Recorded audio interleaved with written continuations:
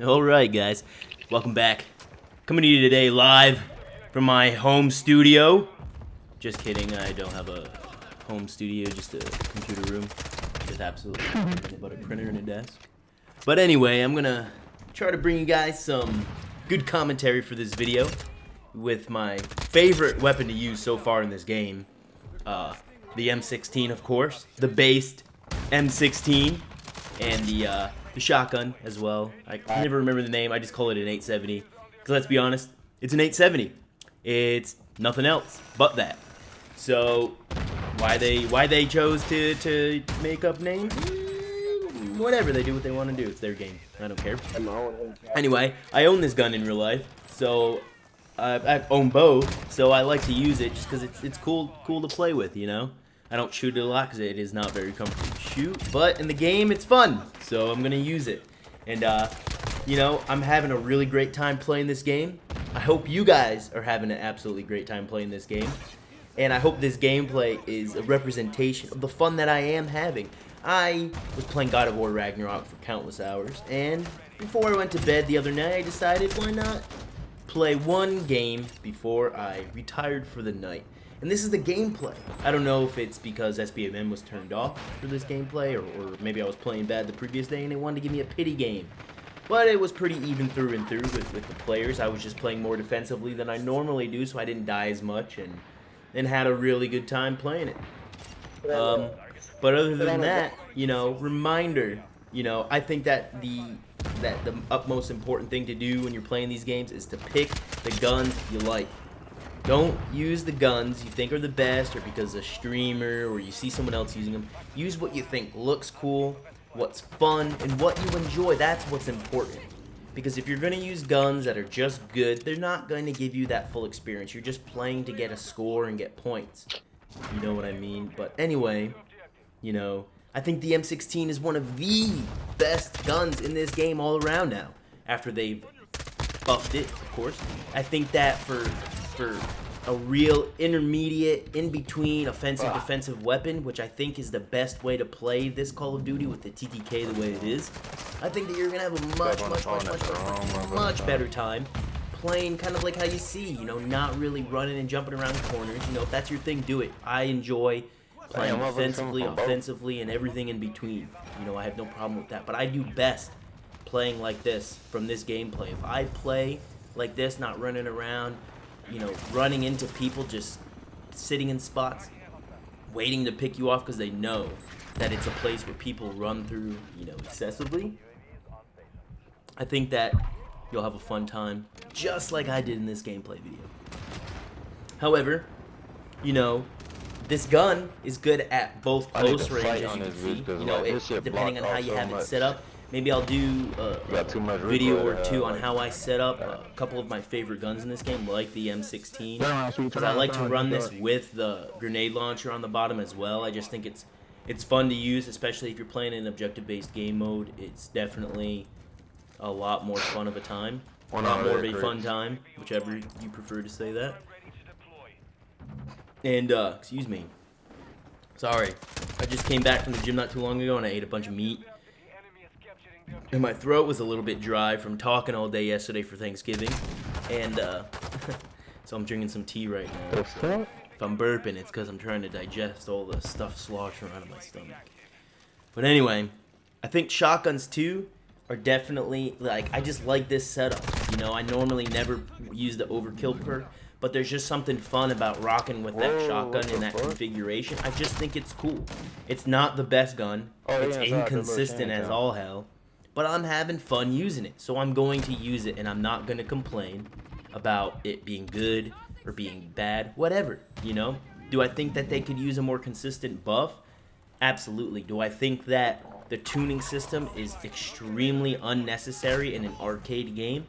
Absolutely. Does it make sense to tune your weapons and you can't even save your attachments? It doesn't make sense. None of it makes sense. But it's a video game. Remind yourself of that. Remind yourself when you're playing this game that it is a game. Things don't make sense. They're stupid.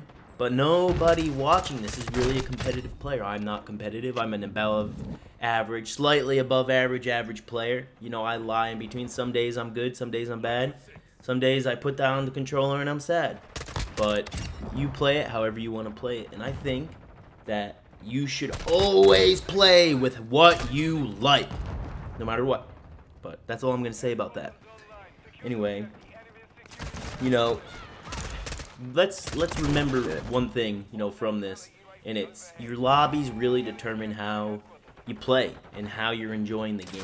Your lobbies are full of people camping, and this was a lobby where people were kind of running around. I didn't really get upset or annoyed at anything, you know, other than the campers in that building right up here, you know, in there. Like, there's always people in there hiding or camping. Are you on the same fucking team and not doing That's the only annoying thing, but it's not like it forces you to go down that path.